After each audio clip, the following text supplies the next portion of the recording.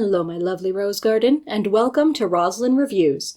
I'm Avalon Roselin, indie author, and your malevolent force hiding behind a children's game for the evening.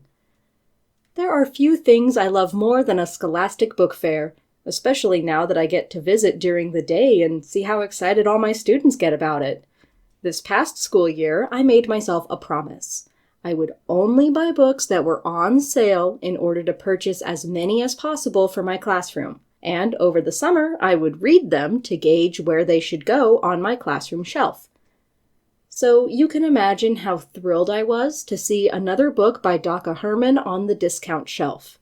I've previously read and reviewed Herman's debut children's horror novel, Hide and Seeker.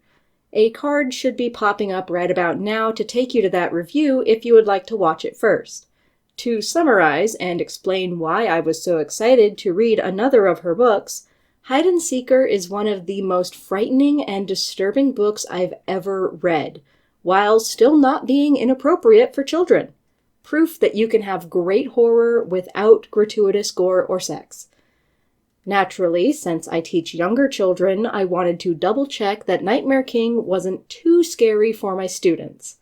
Before I get into all that, let me describe the plot. The main character, Shane, was in a horrible accident while playing tag with his sister and friends, an accident that caused him to flatline for a minute and put him into a coma. Now that he's cleared to return to school and, more importantly, the basketball team, he's determined to show everyone that he's just as good of an athlete as he was before. However, Shane is having vivid nightmares that seem to follow him into his waking life, and they're changing him into someone, and perhaps something, that he doesn't want to be. Or does he?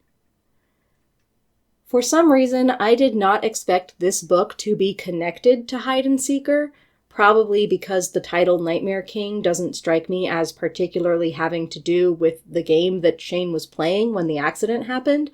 But not only are these books in the same universe with the events of Hide and Seeker mentioned in Nightmare King, there are cameos from a few of the characters too. That said, I don't think that Hide and Seeker is required reading to enjoy Nightmare King, which may be a good thing for younger and more sensitive readers, since I would definitely say that Nightmare King is way less scary than Hide and Seeker. That doesn't mean that it isn't scary at all, or that there are no disturbing moments, but in terms of grotesque visuals and unsettling, outright scary situations for kids to be in, I'd say that Nightmare King is a 6 or 7 on the scare-o-meter, while Hide and Seeker hit the 10 so hard that it broke the scale at some parts. More unsettling than Goosebumps for sure, but not something that would have me up at night huddling under my covers. The part of the book that hit the hardest for me and was the most upsetting to read was Shane's mental state following the accident, which does get steadily worse through the second act of the book. Shane has had a lot taken away from him due to the accident. He lost time and memories, his family lost security, and while it isn't explicitly brought up often, it's very much implied that his parents are overworking to pay the medical bills. His twin sister Sadie feels guilty about the accident and blames herself, and this carries through in many of their interactions even as they both struggle to find their way back to normalcy. At school, Shane is aware of people treating him more carefully than they did before, with one notable exception. He is convinced that the only way to prove to everyone and himself that he's okay is to play in the next basketball game and perform just as well as he did before the accident. This becomes the through line for Shane's mental health. His love of basketball goes beyond simply enjoying the game and into a full-on obsession that he inherently ties to his self-worth.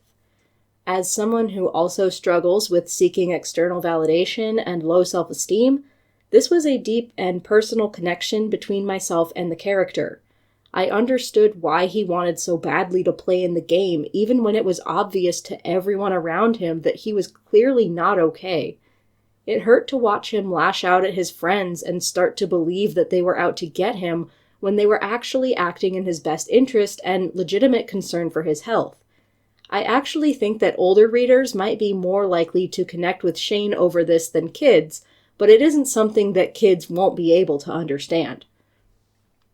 Unfortunately, I do think Nightmare King dragged a little through the second act, and the third act didn't have quite the punch it would have taken to bring it back to the level of the first act, which was excellent at building tension and inviting the reader into Shane's mindset without outright stating it. The character interactions are solid throughout. I absolutely believe the friendship between Shane, Sadie, and Doc, and even Travis feels like a realistically written bully character that I will talk about more in the spoiler section, which is right now. If you are leaving the review now, please leave me a recommendation for children's horror books in the comments, and I hope you'll come back after you read the book.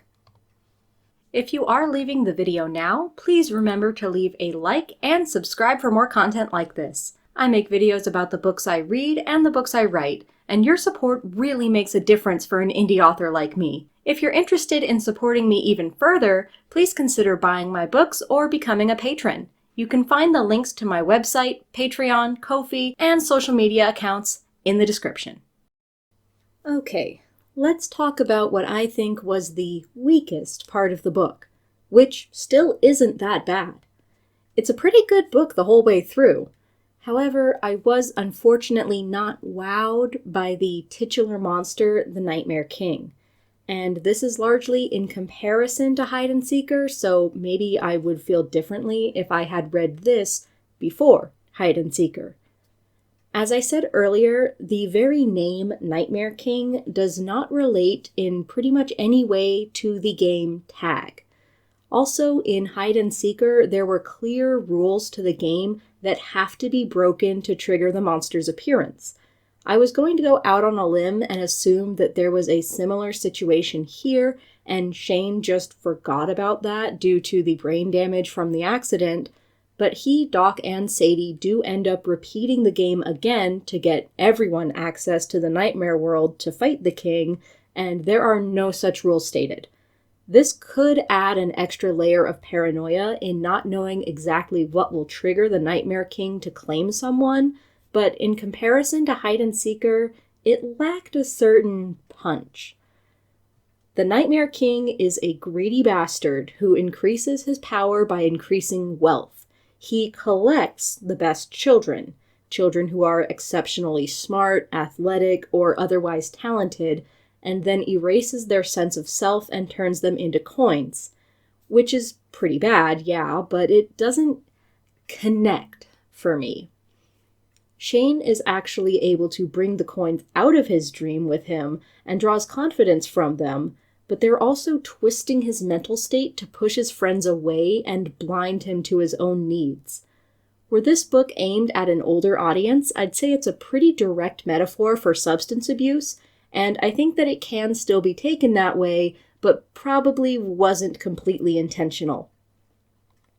I wish that there were clearer rules and that the Nightmare King's gimmick matched up better with his game.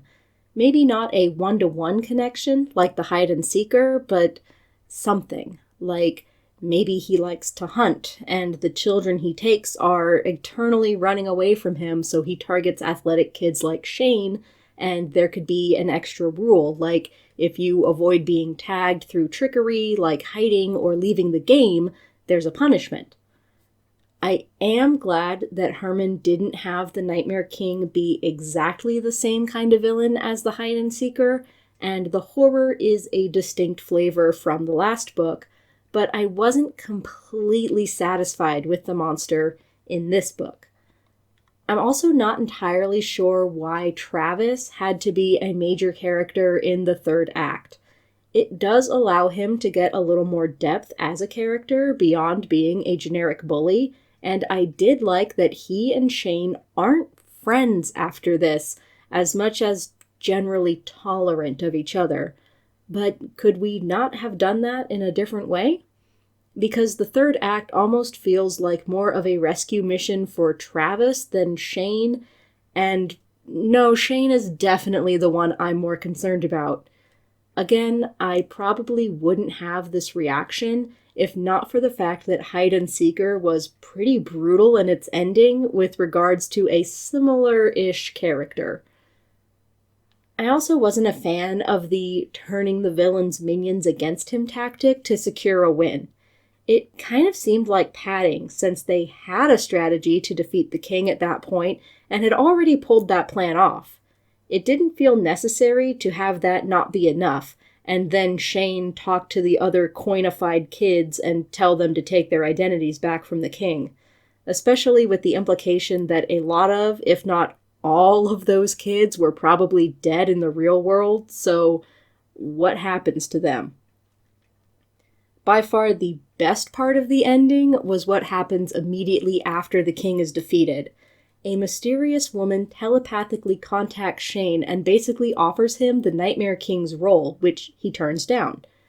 Then the epilogue confirms that there are many more horrible creatures who prey on children, and they have a boss, and that boss is going to be the next one to confront the kids in what I assume will be the final installment of a trilogy of children's horror. And I am so hyped for that. I really hope that we get a full crossover with both the casts of characters we've already met, or that they start some kind of monster hunting support group that will guide the next set of protagonist characters. Either way, I am 100% down for it, and will be looking forward to Herman's next children's horror book. And that is all I have to say about Nightmare King. Despite my criticisms and liking Hide and Seeker more, I did still like this book, and it will be in my classroom library next year, with a few content warnings. Have you read Nightmare King or Hide and Seeker? What do you think of children's horror? Do you have any recommendations for me? Please leave them in the comments. And while you're there, I need to take a little extra time to talk to you about the Roselin Books Patreon, because I have a new book coming out hopefully soon. I'm currently going through formatting and final checks, and part of that is adding patron names to the acknowledgement section of the book.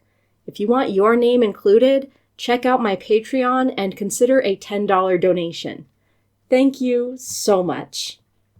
Thank you so much for watching, and a special thank you to my patrons. If you'd like to see your name here or in the description below, please consider joining my Patreon. Your support means so much to me and allows me to continue making content. If you want to support my content in different ways, consider buying my books, donating on Ko-fi, subscribing to the channel, or even just giving this video a like and comment. Any and everything is appreciated so much.